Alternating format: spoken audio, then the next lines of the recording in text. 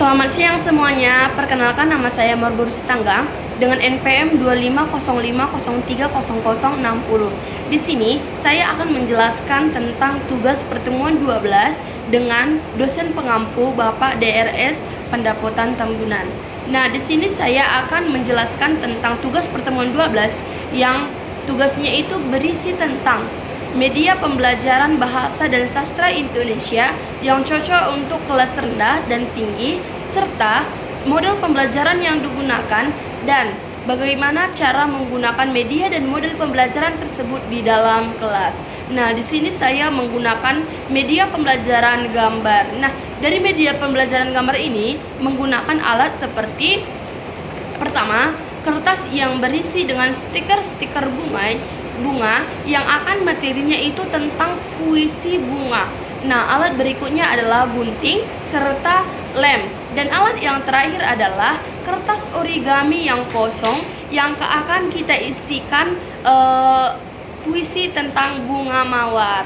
Nah, setelah kita menggunting bagian dari stiker bunga-bunga ini, kita menulis puisi pada kertas HVS yang kosong. Nah, setelah kita menulis puisi pada kertas HVS yang kosong, kita melengketkan stiker bunga ini kepada kertas tersebut sesuai dengan puisi tersebut. Nah, di sini saya sudah menyiapkan satu media gambar puisi bunga mawar. Nah, pada puisi ini sudah tersedia stiker-stiker yang saya tunjukkan sebelumnya.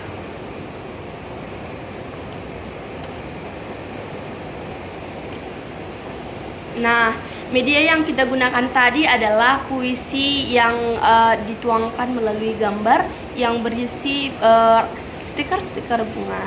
Nah, tujuan dari pembelajaran puisi adalah yang pertama itu siswa dapat membaca puisi dengan lafal yang tepat.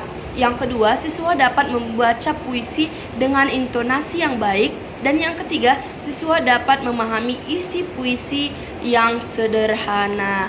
Nah, di sini saya akan menggunakan model pembelajaran yaitu cooperative learning yang pembelajarannya itu menggunakan siswa secara berkelompok dan menuangkan ide-ide tersebut dalam presentase pada masing-masing kelompok. Yang kelompoknya itu harus demokrasi atau musyawarah pada pemecahan masalah tersebut.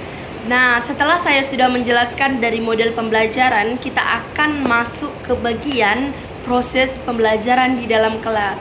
Nah, terlebih dahulu itu kita melakukan pembukaan kepada siswa supaya siswa itu tidak terlalu tegang atau merasa kaget saat kita pertama masuk dan langsung belajar.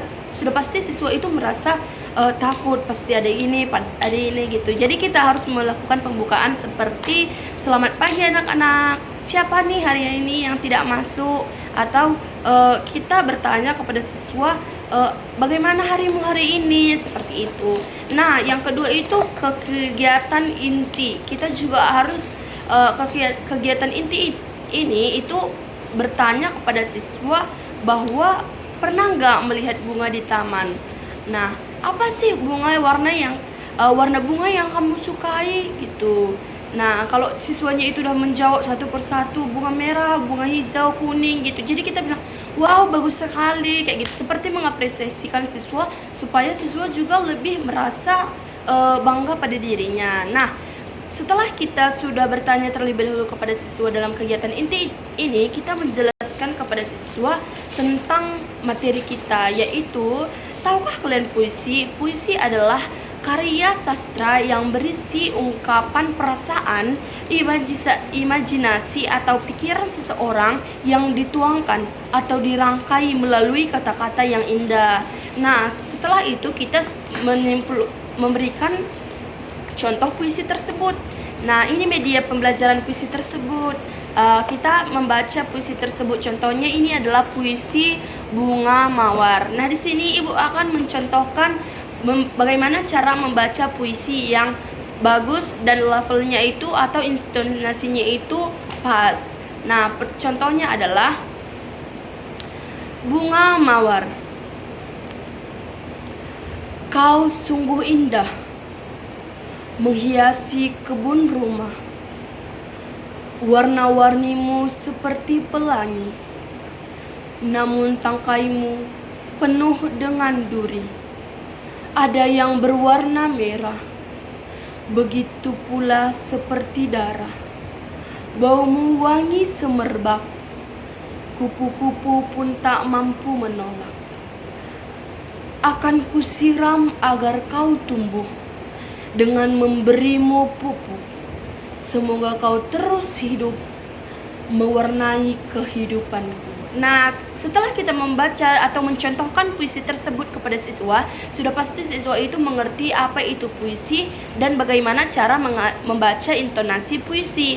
Nah, kita juga harus meminta siswa untuk mengulangi membaca puisi tersebut. Hai kamu, ayo siapa yang bisa membaca puisi tersebut yang udah ibu contohkan. Nah, seperti itu model pembelajaran. Setelah itu kita mengelompokkan siswa seperti model pembelajaran sebelumnya, yaitu cooperative learning, yang artinya itu mengelompokkan siswa menjadi beberapa kelompok kecil dan memberikan satu masalah atau satu soal untuk dipecahkan bersama-sama atau untuk dipresentasikan setelah mereka melakukan kerja kelompok. Nah, setelah sudah melakukan presentasi di dalam kelas, kita sebagai guru harus mengevaluasi, bertanya kepada siswa, mengulangi materi tersebut. Apa itu puisi? Apa yang harus kita perhatikan dalam puisi? Bagaimana cara untuk membaca puisi? Nah, setelah kita sudah melakukan evaluasi, kita langsung kepada penutupan. Nah, sekian dari materi kita hari ini ya. Minggu depan kita akan belajar seperti ini. Nah, setelah itu kita harus setelah kita sudah melakukan penutupan, kita akan menganalisis permasalahan media. Nah, permasalahan dalam pembuatan media ini terdapat beberapa kendala seperti kertasnya yang seperti ini atau alatnya yang kurang. Nah, solusi agar menggunakan bahan yang diperoleh sepertinya atau gambar yang dicetak sederhana. Dengan demikian, media tetap dapat digunakan secara efektif dalam pembelajaran kelas. Nah, sekian dari video dari tugas tentang media pembelajaran sastra Indonesia pada pertemuan 12. Saya sudah menjelaskan tentang yang pertama, apa itu media pembelajaran atau media pembelajaran apa yang saya gunakan dalam bahasa dan sastra Indonesia. Yang kedua, model pembelajaran apa yang saya gunakan. Dan yang ketiga, analisis permasalahan dalam media. Nah, sekian dari video saya. Saya Marbursi Tanggang pamit mengundurkan diri. Sekian dan terima kasih.